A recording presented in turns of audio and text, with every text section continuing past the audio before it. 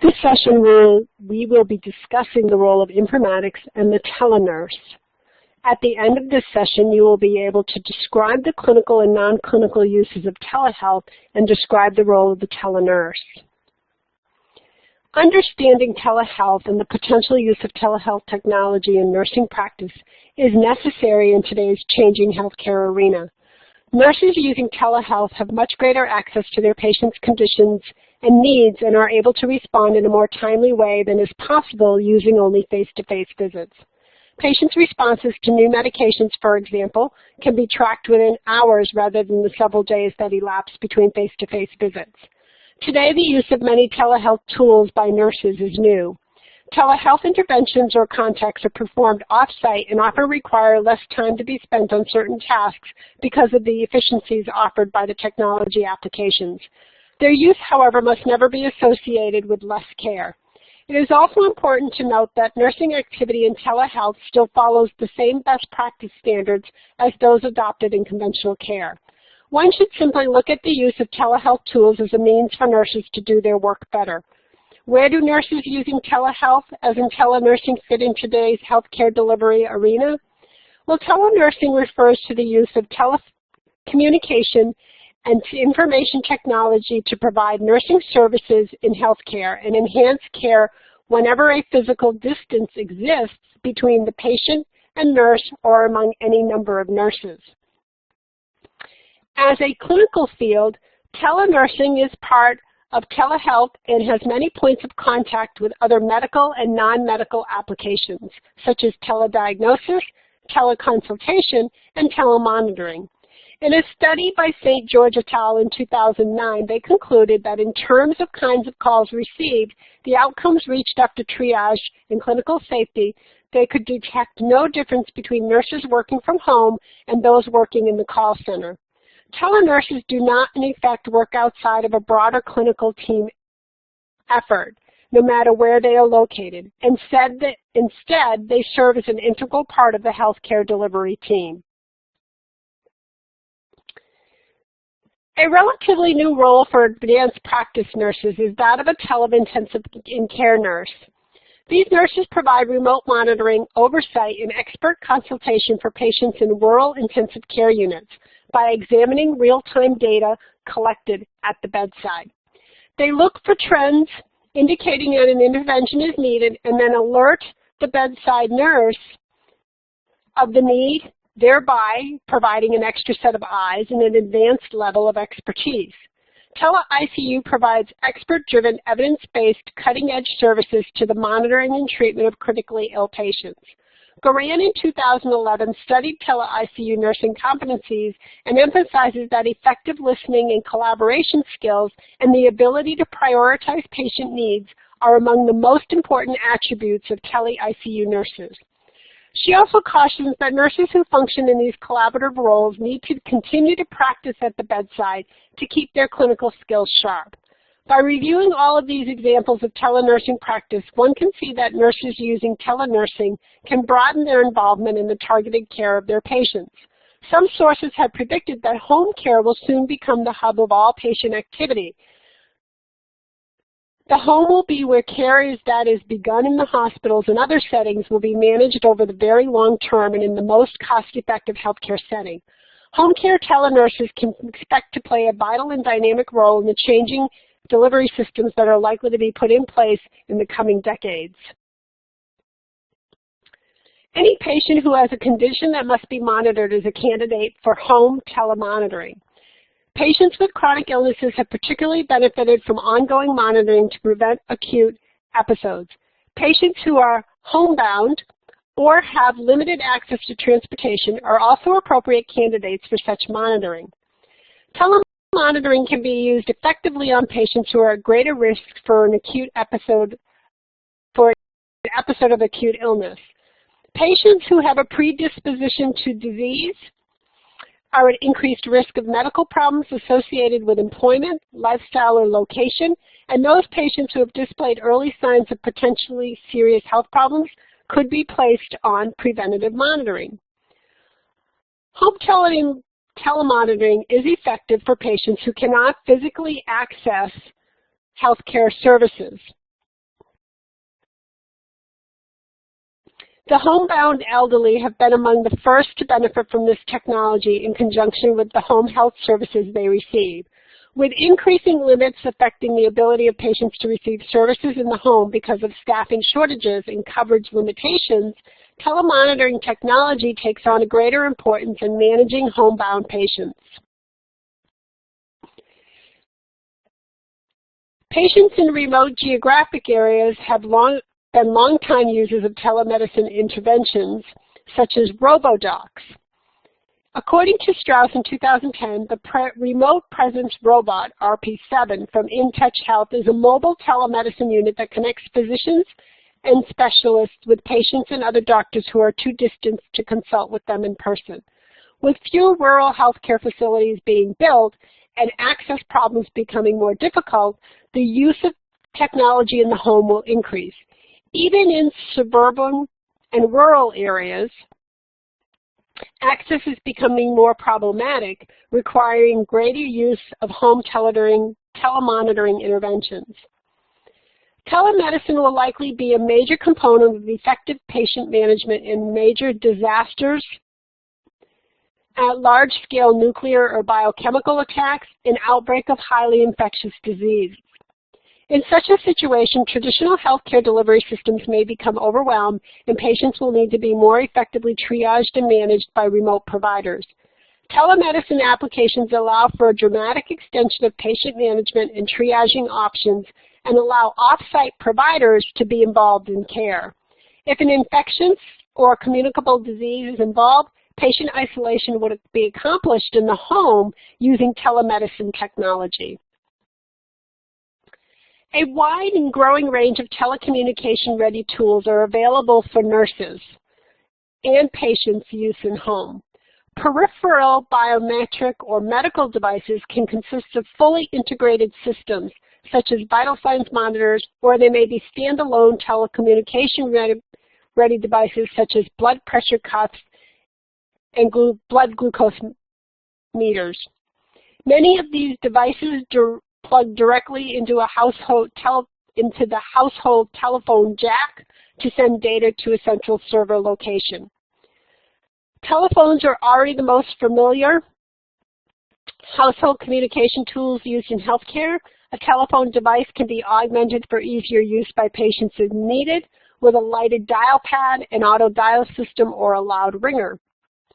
Video cameras and video phones are readily available consumer items that can be used in telehealth for show and tell demonstrations by nurses for patients or to capture wound healing progress, among other applications. Typically, these products operate as a standard telephone or as a video picture telephone using standard telephone lines to transmit information or interactions. Personal emergency response systems are signaling devices worn as a pendant or otherwise made easily accessible to patients to ensure their safety and to enable them to quickly access emergency care when needed, usually in the case of a fall. A preset telephone number is alerted by the patients pushing a button on the pendant. Upon this signal, pre-designated emergency help is dispatched. Many newer sensor options for tracking patients at home are being incorporated into multi-functioning personal emergency response system devices, such as alerting a central call center to water flooding or smoke in a patient's home. Sensor and activity monitoring systems can track activities of daily living of seniors and other at-risk individuals in their place of residence. These sensors and monitoring systems can provide insight into behavior changes that might signal changes or deterioration in a health status. Such technologies consist of a wireless motion sensors that are strategically placed around the residence and can detect motion on a 24-hour basis. Medication management devices addresses a well-recognized major problem in healthcare: medication management and compliance or adherence. According to the American Heart Association in 2007, 49% of Americans use prescription drugs. In fact, 32 million people are taking 3 or more medications daily, with even more medications typically being taken by those 65 years of age or older. What has become a national problem in healthcare today is failure of patients to take medications as prescribed. Failure to do so can have devastating consequences, particularly for those patients living with chronic illnesses. The National Pharmaceutical Council in 2013 estimates that the cost of noncompliance with prescribed medications is $290 billion per year. 3 out of 4 people do not take their medications as prescribed, and 1 out of 3 people never fills his or her prescription. To address some of these very pressing problems, a host of telecommunications-ready medication devices have become available, and many more are in development. Some are as simple as a watch that reminds a person to take medications. Others are pill organizers with audible reminders, and some can be programmed to dispense pre-filled containers with medications and alert a patient or caregiver of a missed dose. Some of these medication tools actually send data from the device back to a central server so that the patient's medication compliance can be tracked. These telecommunication-ready devices can organize, manage, dispense, or remind, and they will play an increasingly important role in helping people live independently and manage their disease processes through medication compliance. As important as gathering of data is the organizing of information to support decision-making by clinical professionals. The telehealth software supporting home telehealth programs has become much more sophisticated in recent years, allowing for greater numbers of patients to be better managed by a single clinician. Areas of significant improvement in software including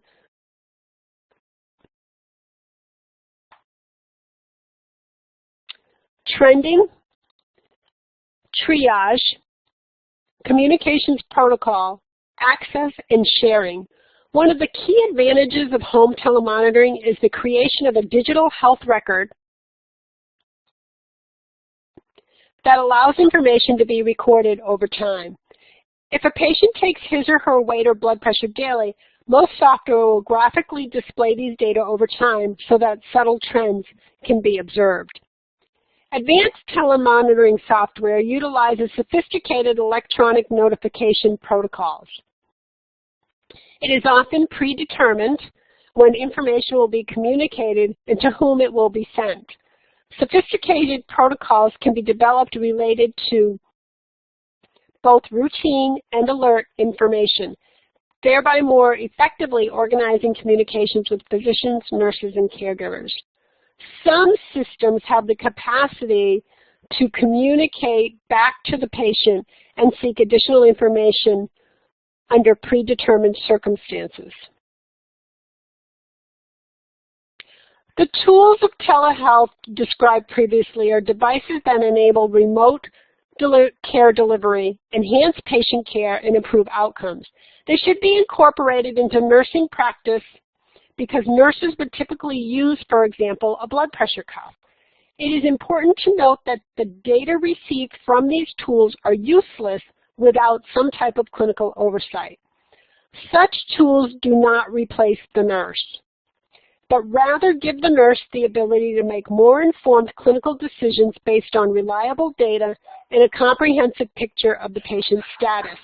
In home care, they also direct the clinical resources to patients based on need. The resulting patient-centered approach to care delivers improved patient outcomes and clinical efficiencies. Home telehealth is indeed a practice, albeit one that represents a change in the current clinical model of practice for home care. Use of telehealth tools is integrated into the practice to improve patient outcomes. As with any tool, however, the effectiveness is directly proportional to the appropriateness of the tool's application and use.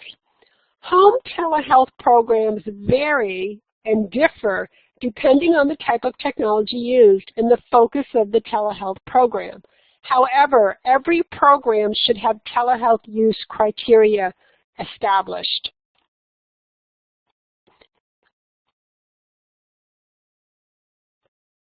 Telehealth is affected by certain legal, ethical, and regulatory issues that nurses need to be aware of. In the United States, Interstate practice of telenursing, for example, requires attending nurses to be licensed to practice in all of the states in which they provide telehealth services by directly interacting with patients.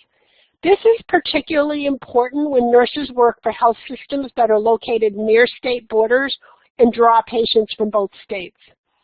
The Telehealth Resource Center provides a nice overview of licensure and scope of practice issues. Legal issues such as scope of practice and accountability for practice and the potential for and definition of malpractice are still largely unresolved concerns that are difficult to address. Nurses must be vigilant about keeping extensive documentation of their visits on and off site. Charges of negligence, for instance, can be countered by nurses providing documented evidence of visits and interventions made to their patients, particularly when the nurses were located off-site. Patient confidentiality and the privacy and safety of clinical data must be given special consideration. Informed consent releases to receive telehealth services are a critical first step. A review of literature suggests that informed consent be treated as a process and not a one-time event.